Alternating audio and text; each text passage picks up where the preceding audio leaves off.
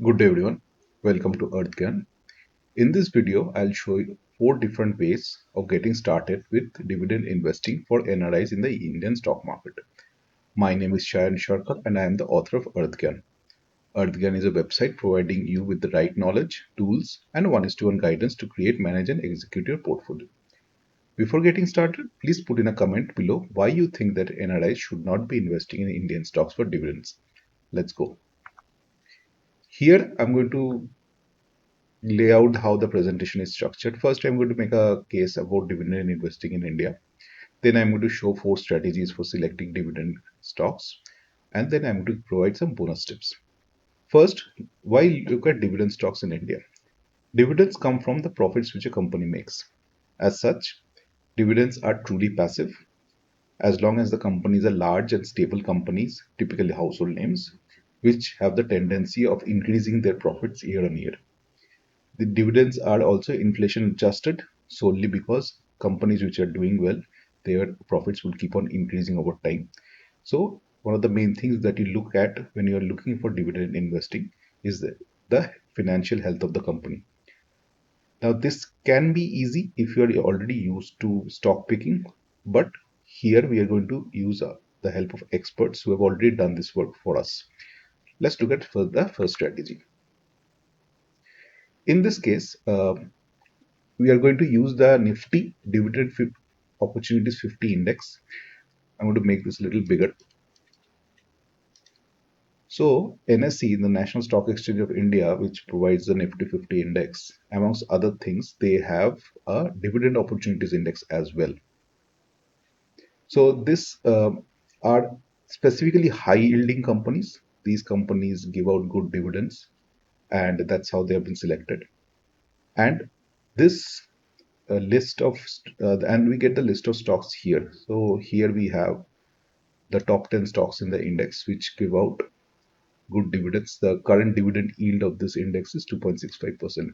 One thing to keep in mind that this is extremely top heavy because here the stocks have been weighted as per their dividend yields, which may or may not be a good idea depending on how the stocks perform, how the profits of one single company performs. So here we have TCS, Infosys, and ITC together giving around 30% weightage in this, followed by SBI HUL. And if you look at the sector-wise breakup, we have IT itself around 30% here, which would come from here, TCS, Infosys. I'm sure, yeah, HCL Tech is there, a few others that would be. So there we have this. So you can use this to get started. Here's a list of stocks that pay out good dividends, and this can be the starting point of the wish list of stocks. Going back, so here's the same thing. So the index has been fairly stable. It has given good growth over time. And like I said, the dividend yield is 2.65%. So this can be the first step. The second is we will do the same, but instead of NSE, we are going to look at MSCI. Now, MSCI, Morgan Stanley Capital Indices, they are a large provider of indices, and there's a lot of money that get invested in the stocks that this company provides. Uh, so MSCI, here we have the MSCI India High Dividend Index. So the performance of the index versus the index itself is shown here, and we can see that there's a good gap in the performance. So this is due to these particular stocks which have been chosen. They have performed well versus the rest of the index. So here we have the MSCI list. So we have these 10 companies. Here, one interesting point that the way MSCI index has been structured is that these stocks are equal weighted as per the dividends. So all have been given the same 5% weight. Unlike the the NSE case, if you remember here, these were weighted all the dividends themselves. So beyond this, there's no point of adding more stocks because here we are waiting on the basis of dividends. But in case of MSCI, if you look at the actual MSCI index here, and this is how you locate it via Google. Just Google MSCI India dividend and you'll get it. And this is the fact sheet of the index. So let's just zoom in and see. So here we have some stats about the index, and here's the number of stocks in the index is 23, and the average, it's a, like you see, it's fairly equal weighted, so 23 stocks. and 4.35% average. So that gives you 100%. That's the more or less 100%. That's the total. So here you get 10 more stocks, which some of them would be common, obviously, like TCS was there in the previous list of NSE and all that. So ITC was also there, but here this is a slightly different way. So this is the MSCI one. So this is our strategy two. Strategy three is dividend yield mutual funds. So these are funds which themselves invest in high dividend yield stocks. So the strategy here is not to invest directly in the funds. Funds dividend, the dividend declared by funds is very different from stock dividends. We'll not go down that route. What we'll do instead is we'll use the portfolios of these funds and look at the stocks which they have invested in. So again, example of the experts doing the work for us. So we'll take the example of SBI dividend yield. This is the largest fund in the list, 9,000 over 9,000 crores of AUM. If I look at the stocks in it, you'll see some very similar and familiar names. Here it is also not equal weighted. So HDFC Bank 8.5%, Infosys 7%, TCS 6%, and that's how the portfolio is created. And you can get a good idea of the stock list from here. And this is just one of them.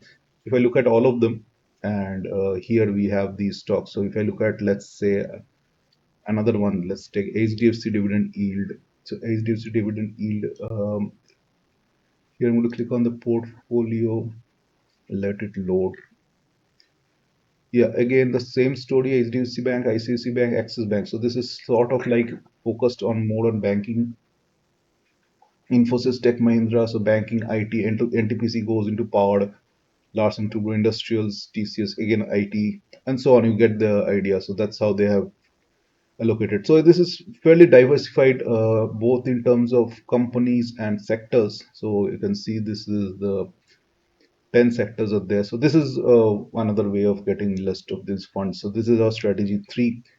Going back, so strategy four is where you get into the nitty gritties yourself. So use a screener website, and I'll leave the links in the description section, and you create your own screen for taking out the stocks. So if I look at the screen itself, these are the stocks that have come. So let me just zoom in slightly. Yeah. So these are the companies, and this is a very raw screen. So I've not done anything beyond some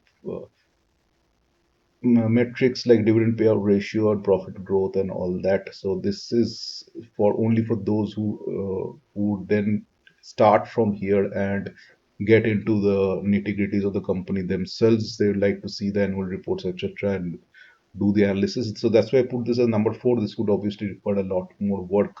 And some of the companies here you will not find in the other list as well. Like I did not see Jamna Auto Industries there. So it would require a little more work. So yeah, so those are the four ways. So going back, yeah. So bonus tips are fairly straightforward. If you're an NRI investing in India, when you come back to India or investing while you're abroad, dividends would trigger taxation in India. So this would be taxed as regular income with TDS. The way you can take care of this is by investing in the name of multiple people, in multiple family members, so that it stays below the taxable limit. In, for example, if you have parents in India, you can do that. That's going to trigger less tax. 7.5 lakhs is tax free in the new tax regime, so that's a fairly good chunk of money when you're getting started. So within two people, you will get around 15 lakhs tax free. There's no income from other sources. And like I said, this is passive. So beyond maintaining the portfolio and choosing the stocks, we look at it for 6 months or 12 months. That's fine. And if you are repatriating back to your home country, you have to take the help of a CA to do the repatriation. So yeah, that's everything. Thank you all, and I'll see all of you in the next one. Thank you.